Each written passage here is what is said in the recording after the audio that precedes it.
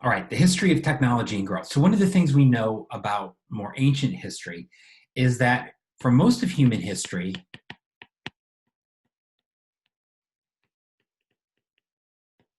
we had very little economic growth.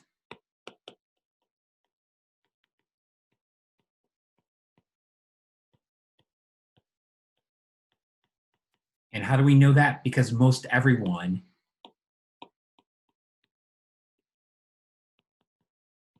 lived at subsistence levels of income.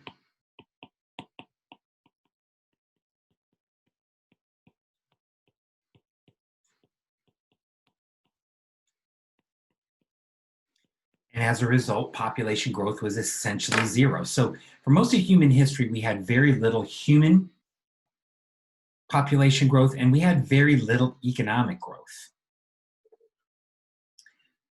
So from about 1 million BC to about 180, the average population growth rate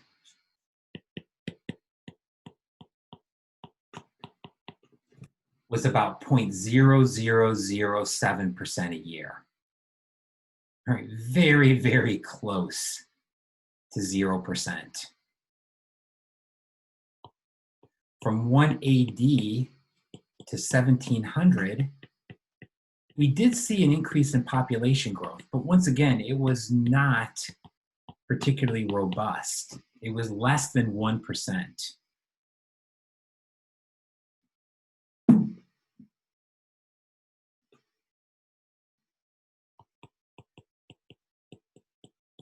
But since 1700, we've seen population growth, right, more than triple.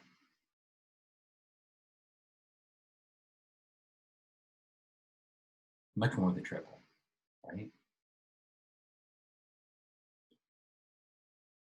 So you think about if you put this all on a football field, when is this time period? It's about 1 inch from the goal line, right?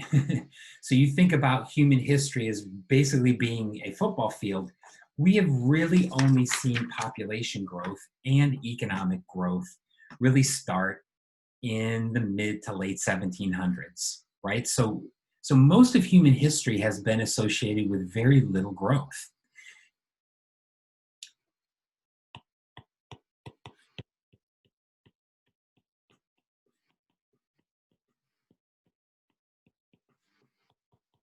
Well, what happened in the 1700s? The Industrial Revolution, right? We're all familiar with this. Why? Why did the Industrial Revolution start in the 1700s? Why not in the 1600s? Why not in the 1300s? Why not in the 1900s? So that has been a question for economists for a long period of time. What exactly was it about the 1700s? And particularly, what exactly was it about England, which is really where the Industrial Revolution first took place? What was it about England? What was it? What was happening in Europe? What was happening in the 1700s? So, in your high school history class, right, if any of you have taken a world history class or even a US history class and you talk about the Industrial Revolution, what do they tell you caused the Industrial Revolution? Anybody have any memory of this from high school?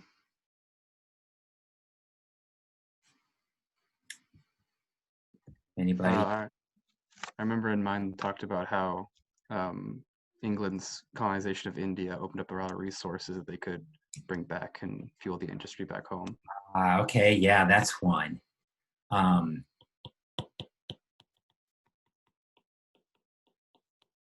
Colonialization, right? Yeah. That's a very much kind of a Marxist explanation.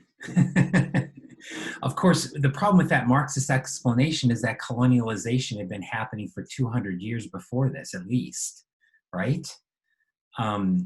It's not a particularly persuasive explanation. I remember in my high school, what they told us was the steam engine and other technological innovations.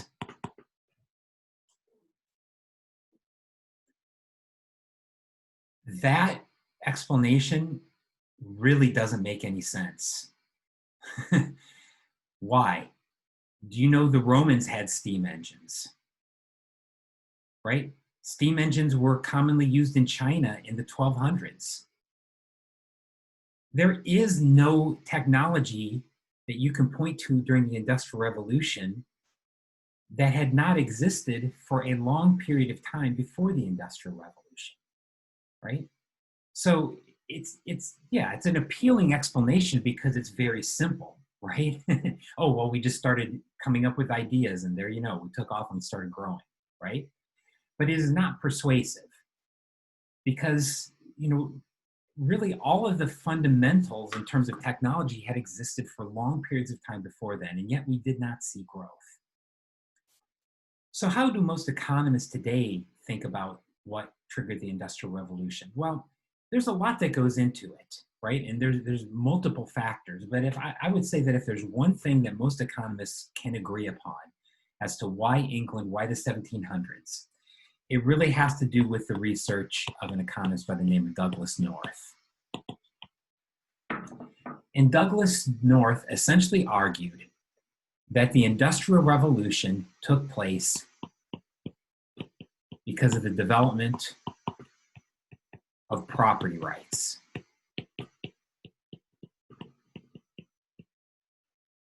And individual rights.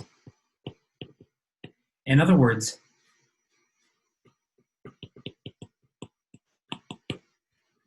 the Industrial Revolution did take place because of an idea, but it's not the idea that most people think about. It's the spread of the idea of property rights and individual rights. And so why does North think that this is so important? Well, first off, what was going on during this period of time in terms of property rights and individual rights? Well, if you think about the 1700s, it was really a time of a lot of remarkable new thinking.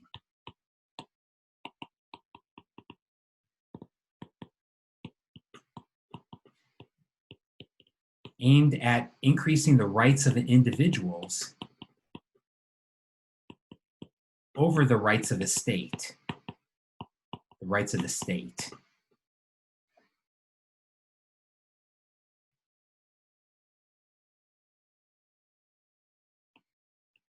Should put an oven there, right? That increased the rights of the individuals over the rights of the state. Think about things like the US Declaration of Independence.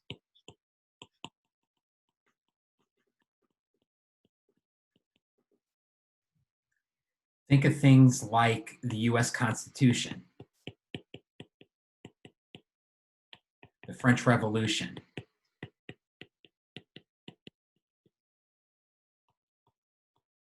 Adam Smith's Wealth of Nations, David Hume, the philosopher who emphasized individual property rights. All of these things were closely associated with the idea that people should be able to keep the rights, the fruits of their own labor, right? And that's really what property rights mean. When we talk about property rights, we're really talking about individuals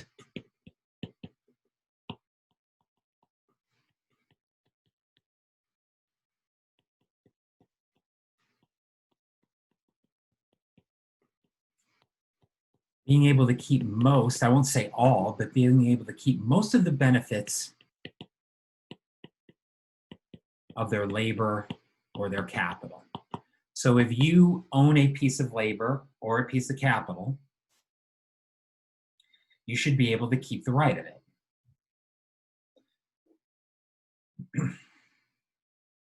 And so, you know, you're all familiar with US history, right? The idea of property rights is fundamental to the way that the United States thinks of itself as a country, right? Individual liberty, right? Property rights. You can't tax our tea, so we're going to throw it all into Boston Harbor. The Civil War, right? Which is about I own these people, they are my property right, as opposed to the right of these people, right? Slaves specifically, to keep the rights to their own labor, right? I mean, that is one way you can conceptualize the Civil War as really being a war over, an argument over what does property rights mean and who can people be property. So without getting into all the details of these, one of the things that we began to see in the 1700s was there was this decided shift away from thinking about the state's rights as being preeminent and to begin to think about individual rights being preeminent. So you might ask, well, why in England? Because England, probably faster than any country in the world, moved towards an idea that the power of states, and particularly the power of kings, should be limited, right? So this is goes all the way back to what's the document in British history? I can't remember, from the 1200s, that basically said the king doesn't have unlimited power, right? The king is restricted by the power of Parliament. And that kind of simple move really moved England toward a system in which individual rights, well, not absolute, and certainly looking nothing like what we consider individual rights today, but were more respected. And so in terms of the economics, if you think about what property rights does, it increases the benefits individuals get from their own ideas.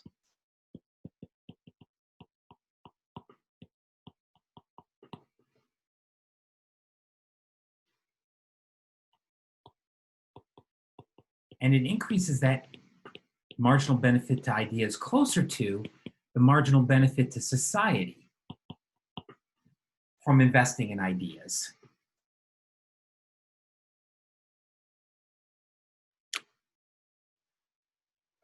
Or to put this another way, in a word that we are going to use ad nauseum the next couple of days, it creates incentives. Incentives to work hard, save and build capital, and most importantly,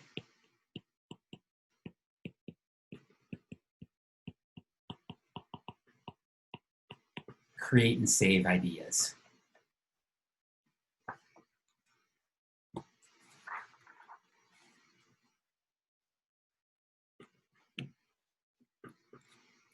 And so this is really, I think, at the heart of understanding why technology in and of itself is not going to lead to growth.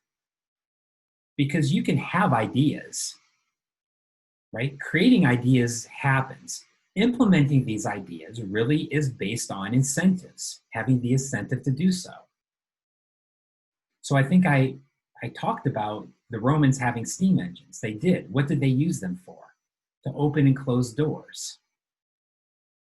Now, why would the Romans thought about using them to do any number of things? Well, to understand that, you really have to understand the way that Roman society worked, right? That there was really only one socially acceptable way of making money. Well, two. One was to inherit it, or the other was to earn it in war. And so that was really where Roman society put their emphasis. To be engaged in actual production, to actually be engaged in work, was the job of slaves. And so as a result, very little was spent in terms of innovation or taking ideas and using it to make us more productive. Really, most innovation during Roman times just took place in the simple realm of war, right? Outside of its applications to war, most people didn't have any interest in it. There's an old story about the Roman emperor. I don't know if this is true or not, or just apocryphal, but the Romans actually were the first people to invent glass. And it was actually invented by a slave. who had created a simple form of glass. And so when the slave took it to his master, the master took it to the emperor. The emperor said, wow, that's amazing. Go kill your slave. Because if people see glass, they're going to think gold is worthless, and then I won't have anything, right? And so I don't know if that story is actually true, but I do think it captures something about the Roman mindset, which is that, you know, incentives, there were not a lot of incentives to invest in a business, build it up, right? And so as we're going to talk about more tomorrow, the incentives that society creates, not just to create ideas, but to implement these ideas are really important, right? Really important. So ideas alone will not create growth.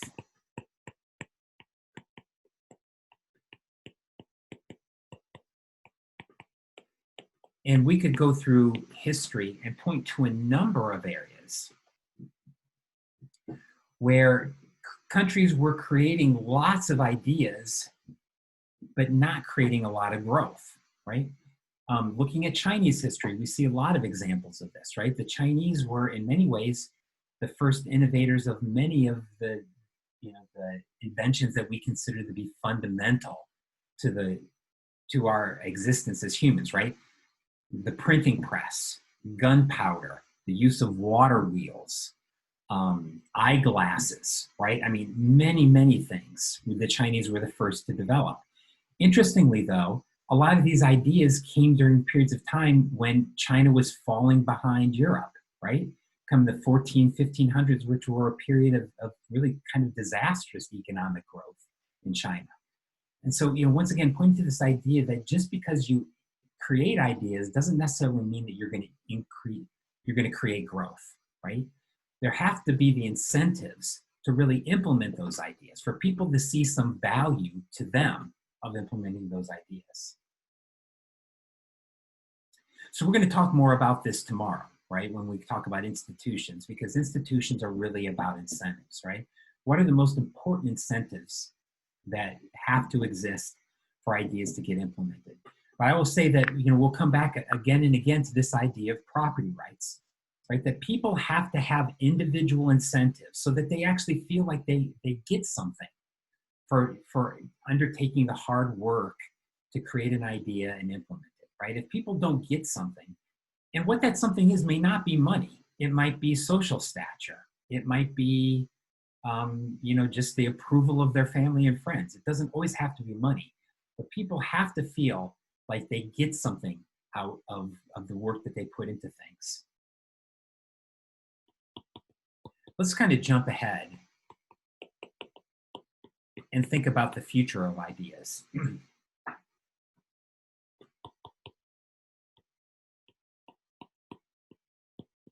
Is the US and the world still innovative? This is a question that we've kind of touched on a little bit last week when we talked about total factor productivity, right? And we've talked about recently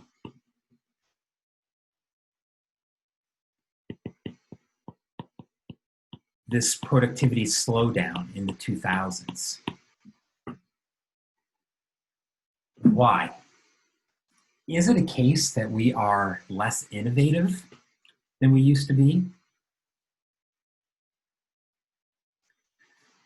Well, first off, let's be clear about a couple of things.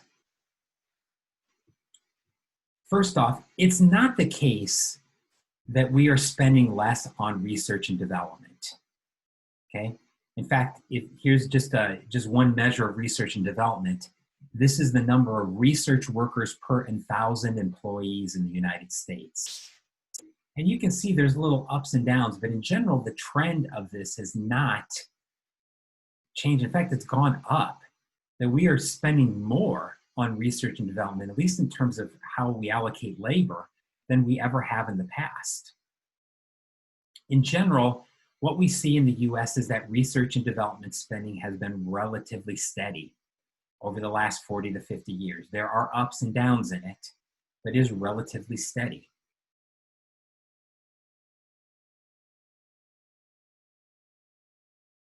So if I can say the good news,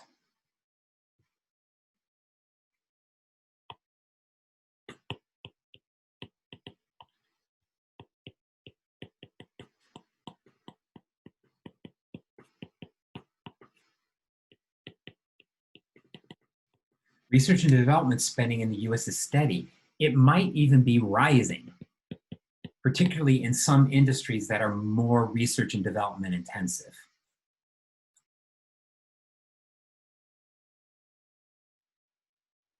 So if you want to look at good news, that's the good news.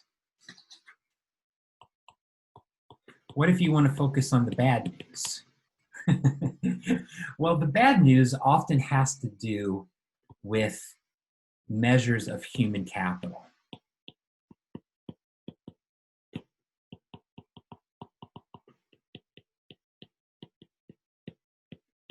Are we actually creating enough human capital for us to still be as innovative as we have been?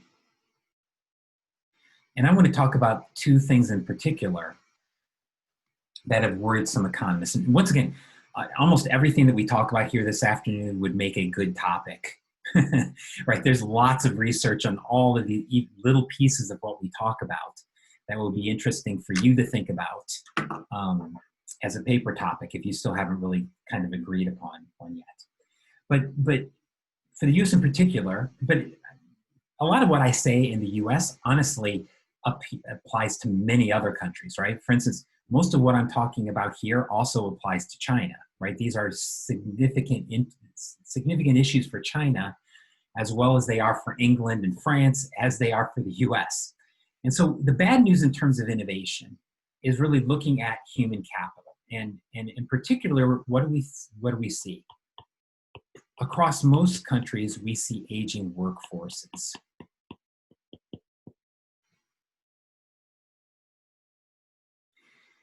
Coupled with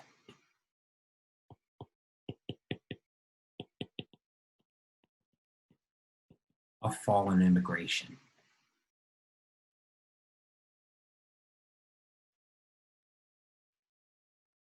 Okay, these are not good developments in terms of the US's stock of human capital, right?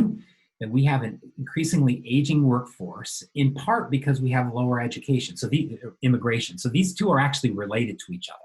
Most immigrants tend to be younger, and most immigrants tend to have more children.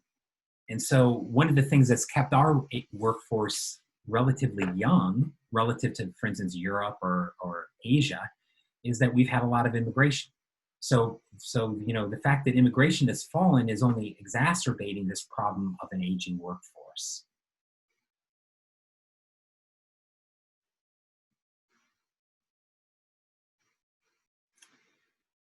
Here's some data looking at the dependency ratio. Okay, the dependency ratio. So the dependency ratio is the ratio of people that are between 0 to 20 to the working age population, right? So there's the youth dependency ratio, which is how many young people there are. Wait, did I have this backwards? Yeah, the number of people working, of working age relative to the number of young people. And then the dotted line is the number of retired people relative to the number of work, or the number, wait, can I get this? Yeah, well, let's just focus on the old age dependency ratio, right? The number of working people divided by the number of people. Wait, that's still wrong. Oh, because they have this defined as a percentage. Okay, now I get what this is. The dependency ratios are reported in a lot of different ways.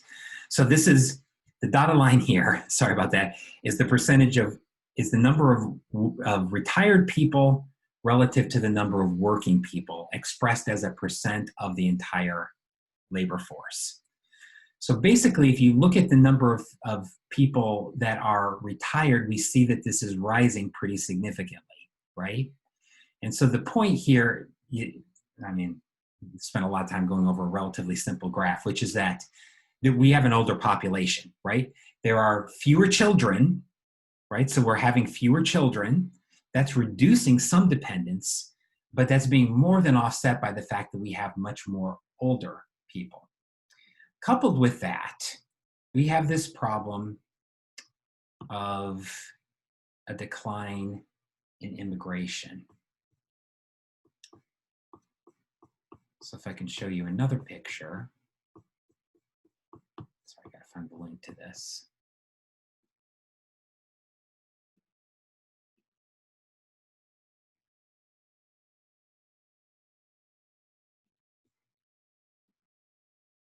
Okay. So you see a decline in migration. Even, and one of the interesting things here is it's not even across countries. It's actually within countries we see less migration. Oops. Try this again.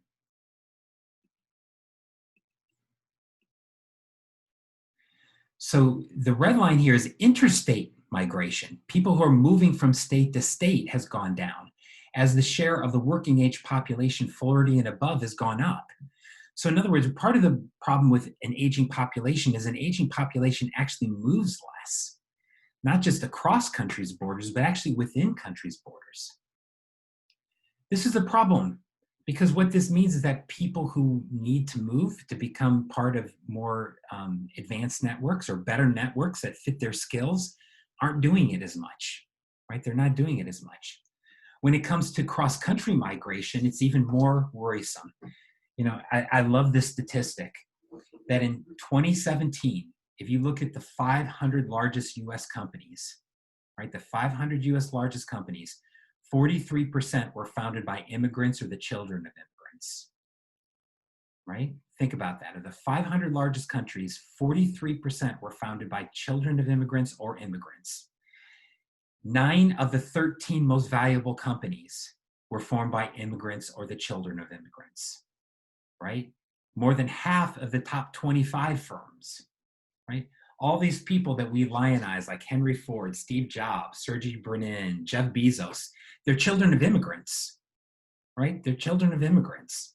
And so for the US, immigrants has been a very important part of our innovation strategy, in part because we have tended to attract the best and brightest and put them in these very advanced networks, right? And so that's, you know, been one of our strengths. And so I think, you know, in terms of looking at innovation in the US in the future, it's worrisome.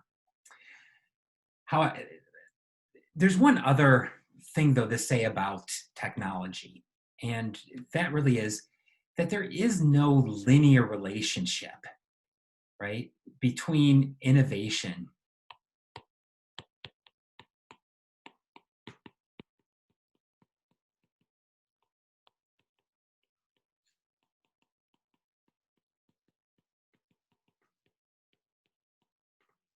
there is never going to be any sort of exact linear relationship between technology and growth, right? It's just not going to happen. In part because if you actually look at the history of innovation, we tend to see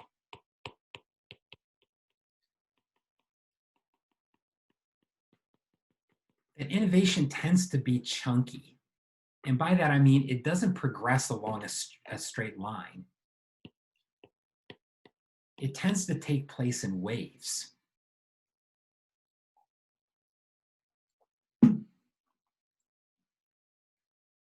This was the insight of an economist by the name of Joseph Schumpeter.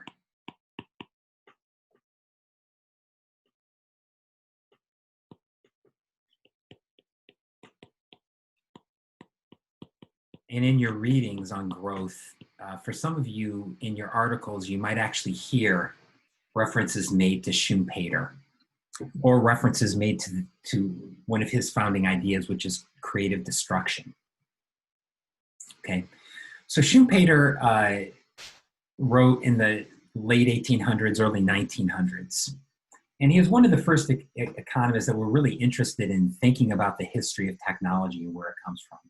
And one of the things that he identified is that technology is not linear, but we tend to get it in cycles.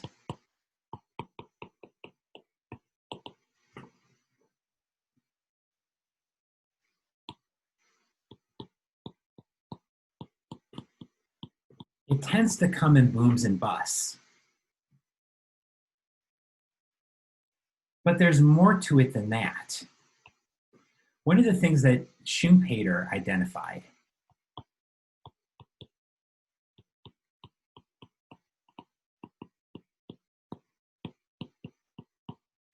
is that, very importantly, new technology creates winners, but it also creates losers.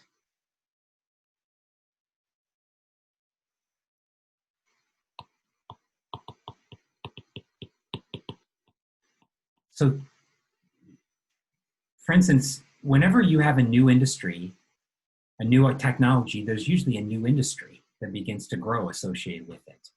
But as that new industry grows, there's going to be an industry that dies.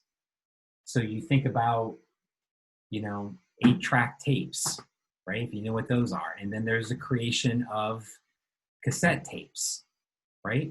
Which were marginally better. And so the industry of cassette tapes led to the extinction of 8-track tapes. And then the creation of CDs led to the extinction or general extinction of cassette tapes. And then the creation of MP3s led to the extinction of CDs, right? And so these things tend to happen that way. So what Schumpeter said is, at first, a new technology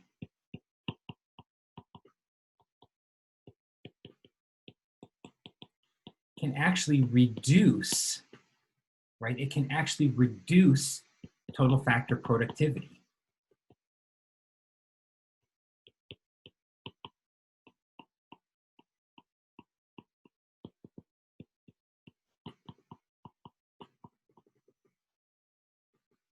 So at first, a new technology can actually reduce total factor productivity as capital and labor needs to be reallocated and industries die.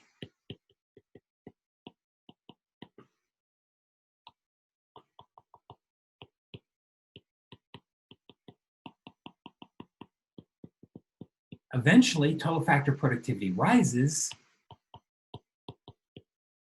but then total factor productivity levels off.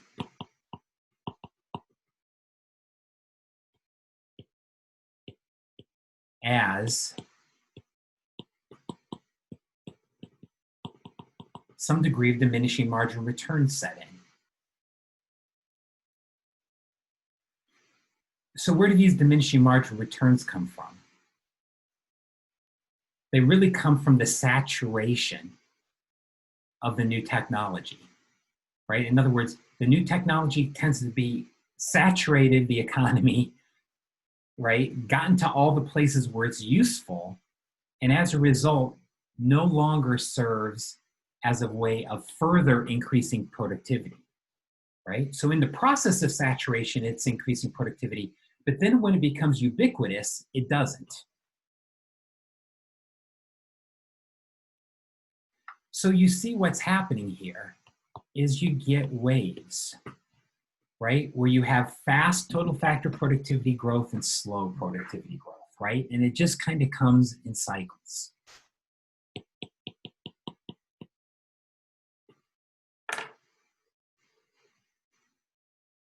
And so Schumpeter identified many cycles when he wrote, and others have kind of, tried to identify other forms of cycles, right? Other technological cycles that have tend to drive periods of fast growth, but then also kind of drive periods of slower growth. So you see the first cycle here, the first Schumpeterian cycle, is associated with the Industrial Revolution, right? And so this would be things like water power, textiles, iron, right? Iron processing. And that tended to lead to very fast growth, in the late 1700s, early 1800s, but then that tended to kind of run out in about the 1830s.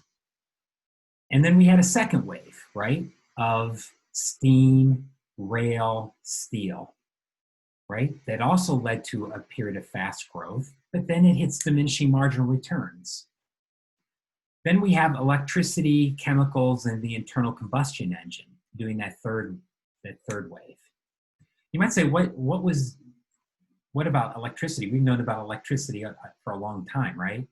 Well, yeah, but once again, we didn't have the technology that could really deliver electricity broadly to people.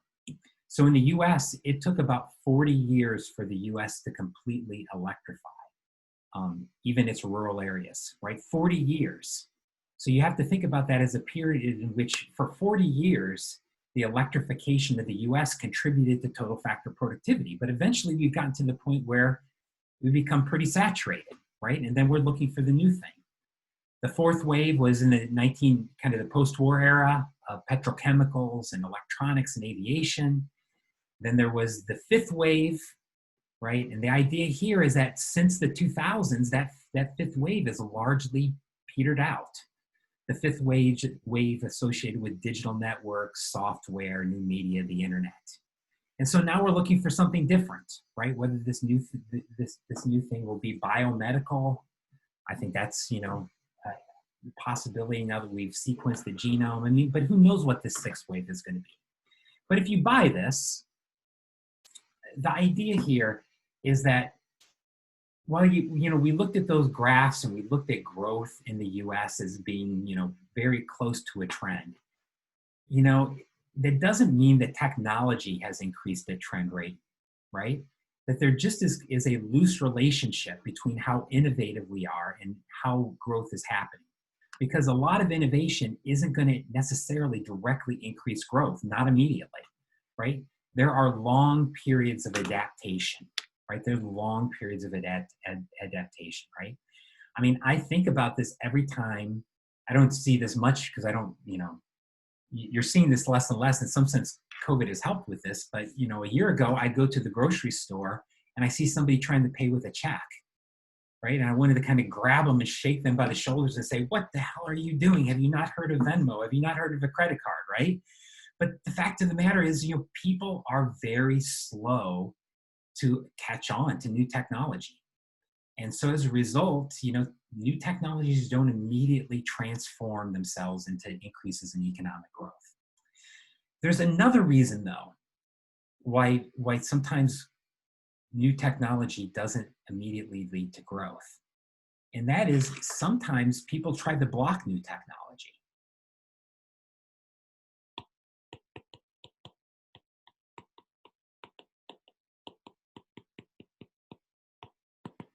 Right? As I said, technology creates winners, but it also creates losers. So often there are vested interests.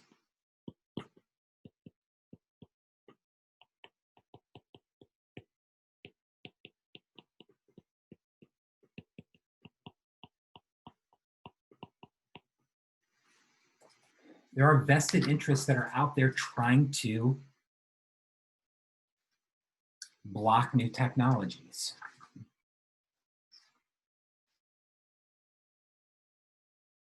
You see this time and time again, right? Because we know that new technologies often lead to the destruction of old industries, right? This happens in a number of ways.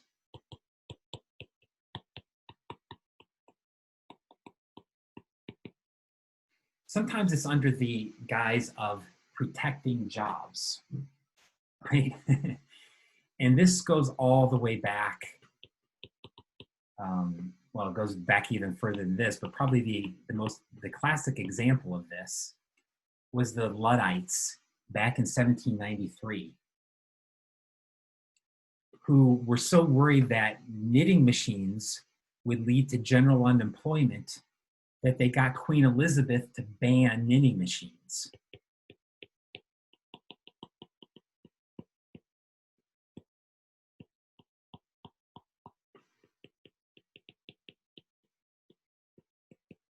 in part because they sparked riots in which people broke in to sweatshops and smashed sewing machines and smashed knitting machines,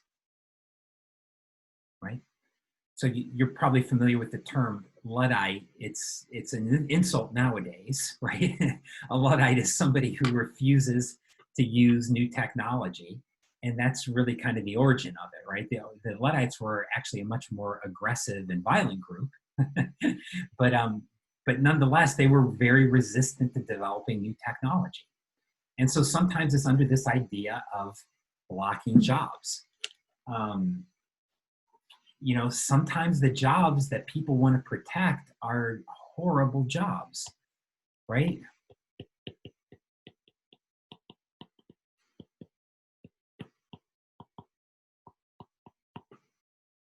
This whole thing that's happened over the last 4 years where Donald Trump put a lot of emphasis on protecting coal miner jobs in West Virginia. And I have nothing against people in West Virginia. Working hard as a coal miner is tough. Not everybody can do it. But it's actually one of the most miserable jobs in the world, or at least certainly one of the most miserable jobs in the United States. It doesn't pay well, and it's very dangerous. And so they're the kind of jobs that we should probably be letting go. But in fact, a lot of our policy here has been, associated with protecting these jobs, even jobs that are not desirable, right? Because people don't want to, it's difficult. It's difficult to transition.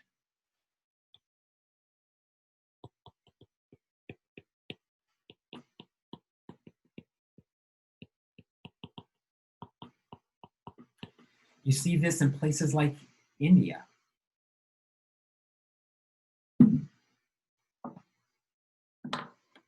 Right? Went to India a few years back. Is amazing place. Amazing place to visit, a horrible place to live by and large, right? And one of them is that India is the world's largest democracy. And in many ways, its structures are more democratic than the United States, meaning that it only takes a small number of people to block almost anything in India. And so one of the things that have been blocked in India is public sanitation. Because once again, there are jobs for people to essentially pick up human waste, to pick up trash.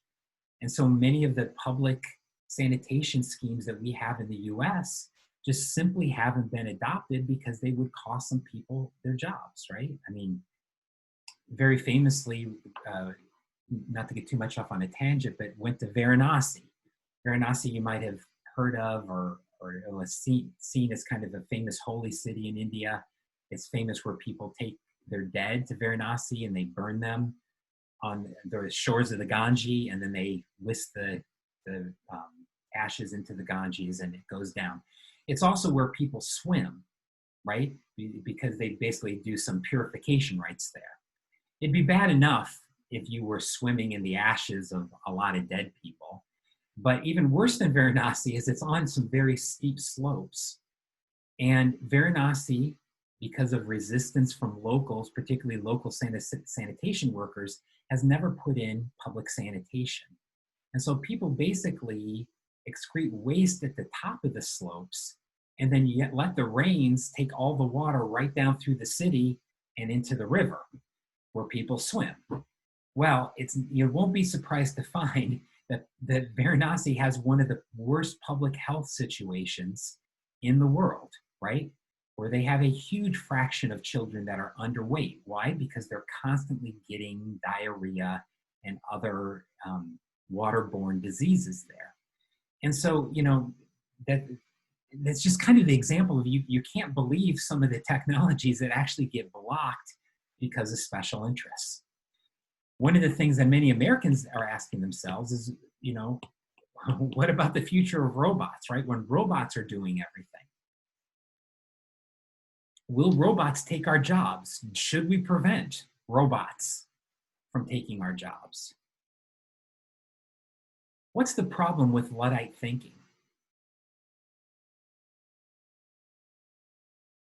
Did people lose their jobs when knitting machines came along? Chase. So to the extent people do lose jobs over it, but new jobs are created in the process. Right, exactly. It doesn't lose jobs, it redistributes jobs.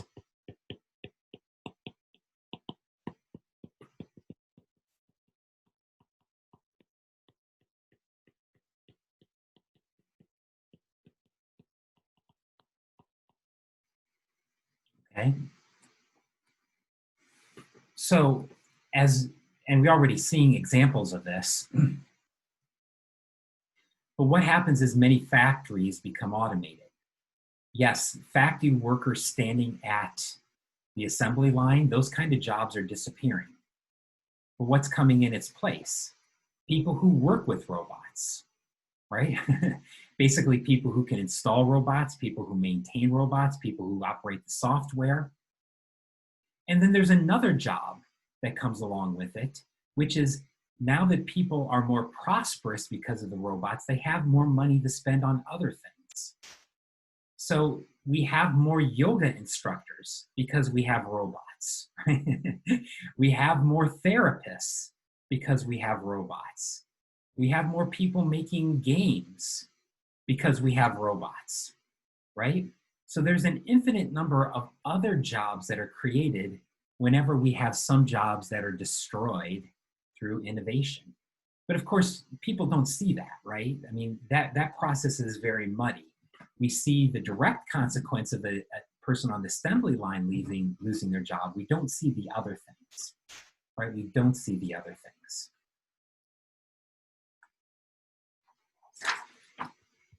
So oftentimes when we see technology blocking in the US or other countries, it's because of this idea that somehow you have to ban technology to protect jobs. Sometimes we see it in other countries because governments want to protect against free trade.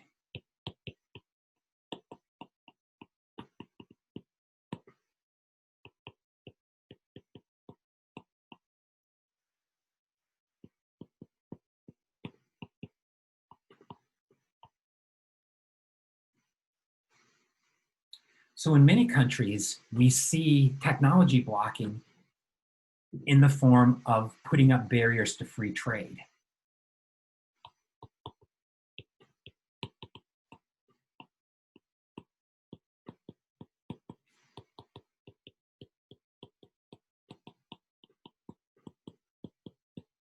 Okay? Trade is the greatest technology of all time, period. It allows me to turn corn into a computer chip, right? That is amazing. It's almost like magic. So the fact that some countries put up barriers to trade with other countries, they are essentially technology blocking, right? Protectionism is a form of technology blocking. And so whenever countries engage in protectionism, they are essentially restricting the flow of trade and ideas between countries, right? Protectionism is a form of magical thinking.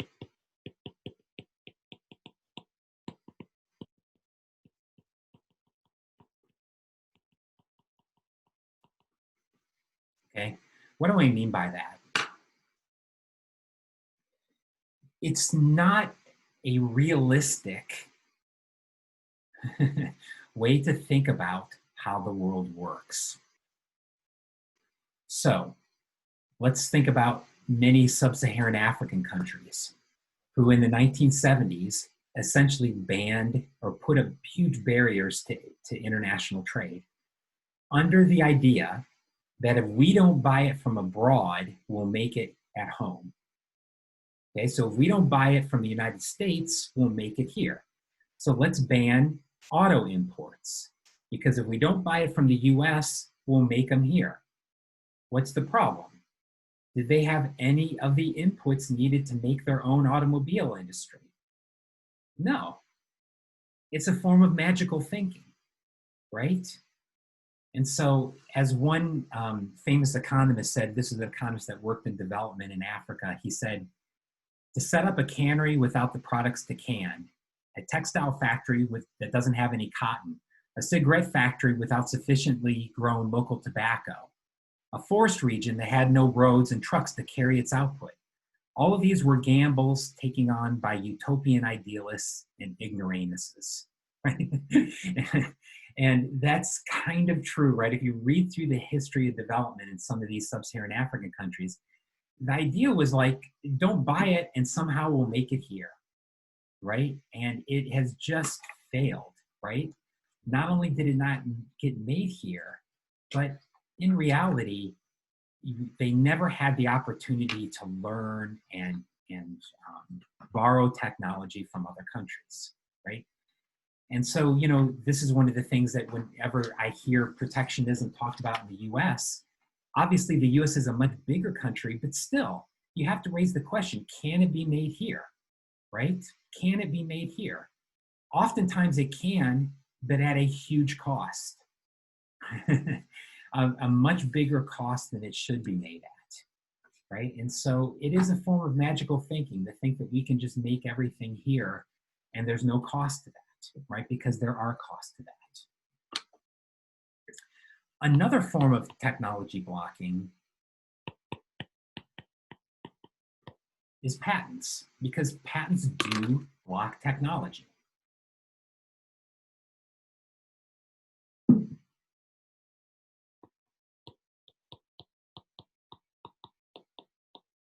So let's talk a little bit here about US patent law.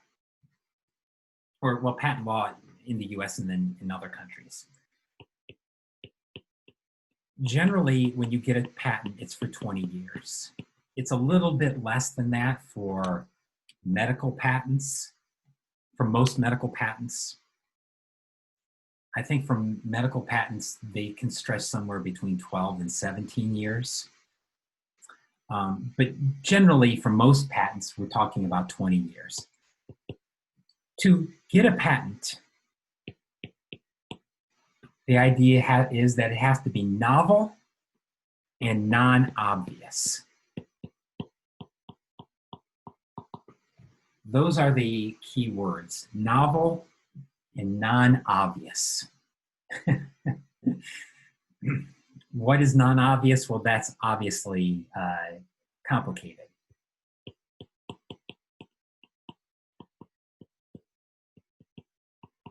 And there is no such thing as a global patent law as a practical matter, right?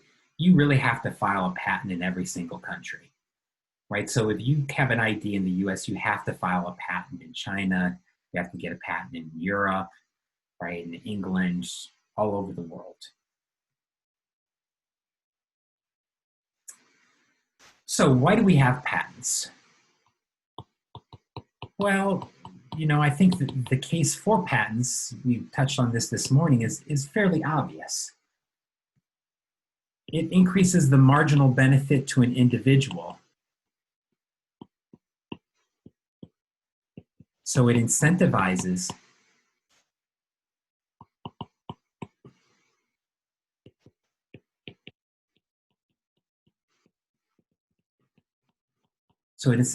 the creation of ideas. That's the idea.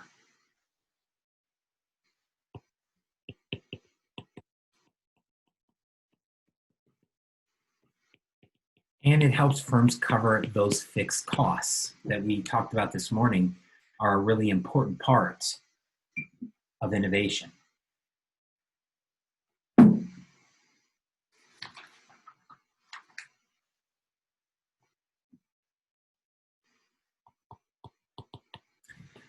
But there are some big costs to patents. They prevent leaks and matches.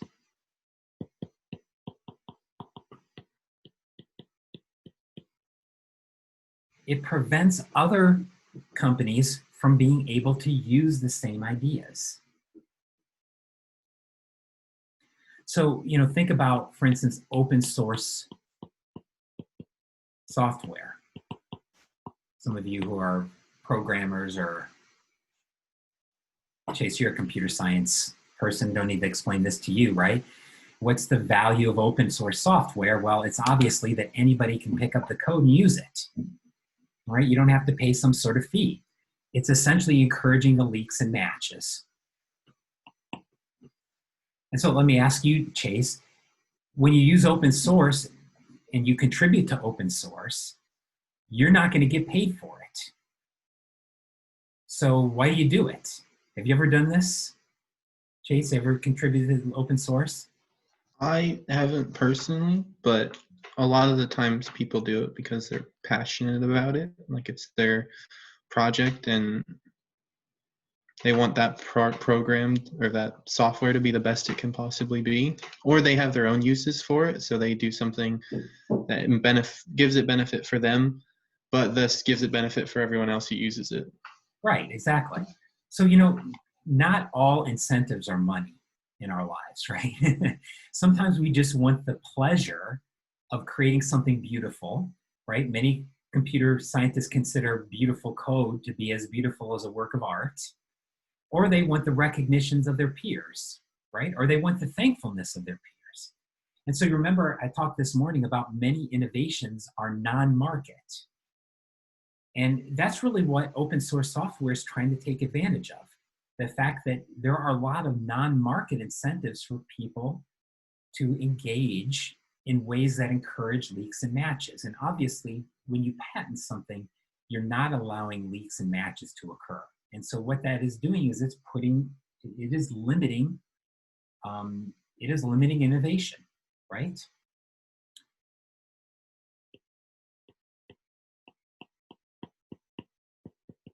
You all familiar with Amazon's one-click thing?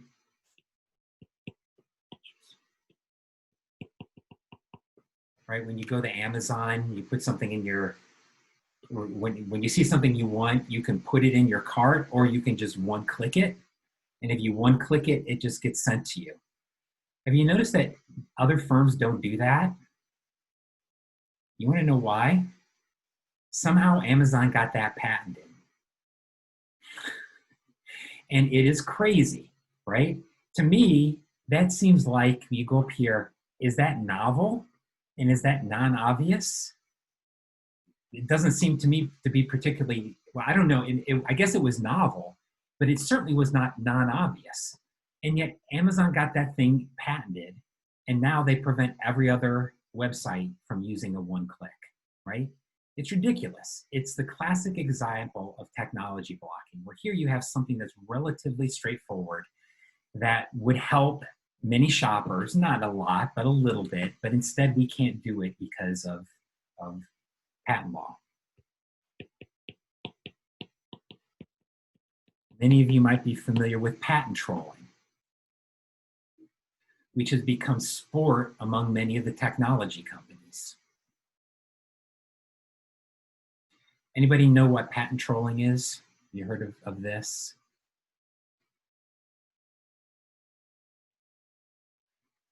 Know what patent trolling is, anybody? So patent trolling is the practice of buying up patents, not to really use them, but to sue your competitors if they innovate in any way, shape, or form close to your patent. Okay, so kind of the classic example of patent trolling now is what takes place between Amazon and Samsung. So Amazon and Samsung over the years have bought up a huge percentage of the patents associated with mobile phone technology. Whether they've created them themselves in many cases, but also if other firms create some little thing related to something that could be related to mobile phone, Amazon or Samsung try to buy it up. Then what happens? The next time that Samsung comes out with a new phone, Amazon sues them. And they say, oh, look, you just trampled on this patent and that patent, give me $1 billion. And then when Apple comes out with a new phone, what does Samsung do? Well, you just got this patent, that patent, I'm going to sue you for $1 billion, right? And so it's a form of sport, right? But really what it is it's thievery. They're trying to steal from each other in many ways, right? And it's not innovative. In fact, what it does is it discourages innovation, because the patent system has become essentially a weapon to beat your competitors over the head with.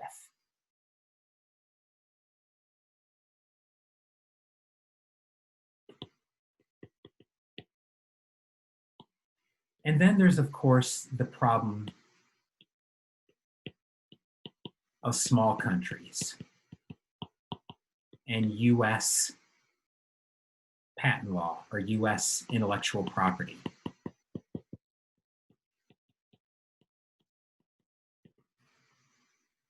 Many countries have thought of this as kind of neo-colonialism.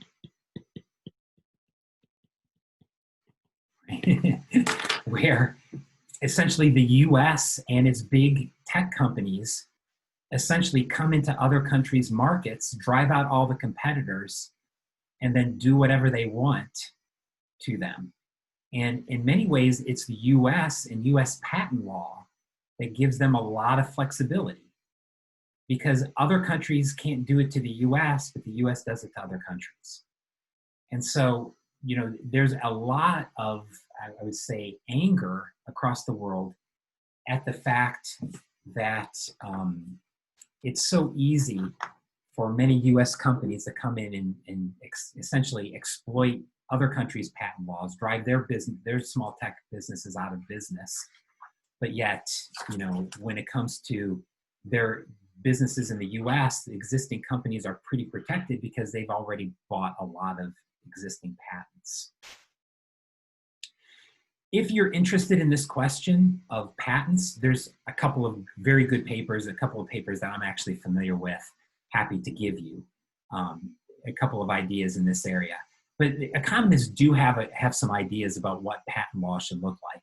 One of the things you won't be surprised to learn is that many economists suggest that getting a patent should really be more about showing that you've incurred heavy fixed costs. If you can prove that you've experienced heavy fixed costs, that's an idea that should be patented. But if it's just something you came up with sitting on your back porch, that's probably not the kind of ideas that we should be patenting, right? And so that's really what a lot of economics thinking comes down to when it comes to patents. But there's a lot more to be said on it. And so, like I said, if you're interested in this, I'm happy to give you a couple of citations. So just in conclusion, let me say that there's so much more that we could say about innovation and technology and output. This is really, to me, it's an interesting question because there's no simple answer as to what makes a society innovative. One of the things you notice if you travel around the world is people are innately innovative, right? I mean, the first time that I saw somebody in Africa who had taken an old broken down truck, cut off the bed, and hooked it up to their donkey, I was kind of amazed. I was like, you know, that's really clever, right? So people are clever, people are innovative. But the question is, do the incentives in the society you exist in allow that cleverness to really be put to very productive uses? Or are you kind of restricted to cutting off the bed of a truck and hooking it up to your donkey, right? There's a quote I always think of. I don't know if any of you have ever read any books by Graham Greene, right? He wrote The Quiet American. He kind of wrote about spy issues. Pretty good writer. And at the end of one of his famous books by The Third Man, he has this quote that really kind of jumped off the page to me. And he said, in Italy for 30 years under the Borgias, they had warfare, terror, murder, bloodshed, and they produced Michelangelo, Leonardo da Vinci, and the Renaissance. In Switzerland, they had brotherly love, 500 years of democracy, and peace. And what did they make? The cuckoo clock. Right? And so it's just going to show you that it's hard to say what makes an innovative environment.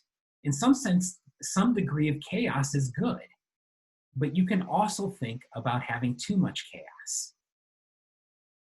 And so, you know, there are books read, many books read about what makes for an innovative environment, right? And so once again, that's an interesting question for some of your papers, is what makes for an innovative environment. One thing that many people talk about, it's a phrase that has stuck in my mind, is the idea that you want to try to create liquid networks. And what does liquid networks mean?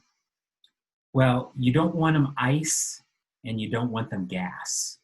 You want them in between, right? That's what we mean by liquid networks.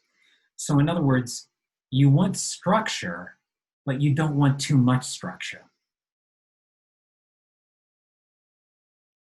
You want structure in people's life, but not too much so that happy accidents can't occur.